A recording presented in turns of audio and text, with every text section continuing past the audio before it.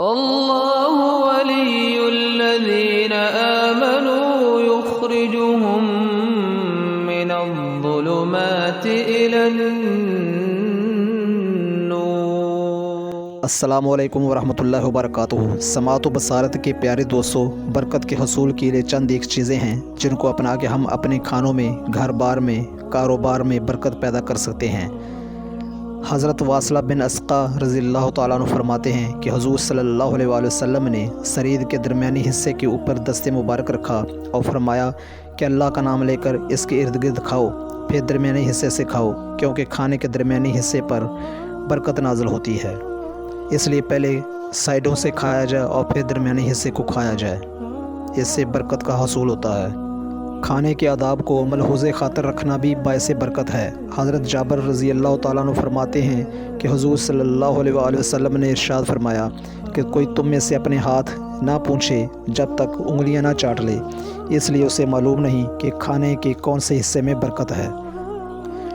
حضور صلی اللہ علیہ وآلہ وسلم نے ارشاد فرمایا، اے اللہ میری امت کو صبح کے وقت میں برکت عطا فرما۔ حضرت سخر نامی تاجر اس سنت پر عمل کر کے بہت مالدار ہوئے۔ گھر میں داخل ہوتے وقت سلام ضرور کیجیے۔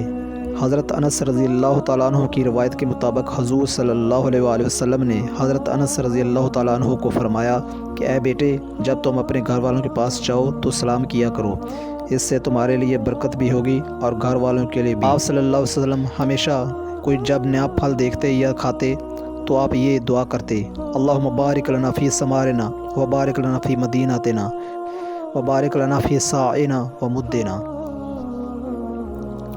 حضرت انس رضی اللہ تعالیٰ عنہ کی روایت کے مطابق حضور صلی اللہ علیہ وآلہ وسلم کا فرمان ہے کہ جو شخص اس بات کا خواہش مند ہو کہ اس کی روزی میں برکت ہو اور عمر دراز ہو تو اس کو چاہیے کہ صلہ رحمی کرے۔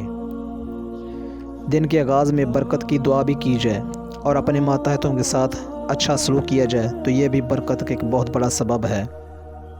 ان چند چیزوں پر عمل کر کے آپ خیر و برکات کو حاصل کر سکتے ہیں، اور آپ ان باتوں پر ضرور توجہ کریں اور ان پر عمل کریں۔ اب ملیں گے ایک نئے ٹاپک کے ساتھ ایک نئی ویڈیو میں، تب تک اجازت دیجیے۔ اللہ حامی و ناصر۔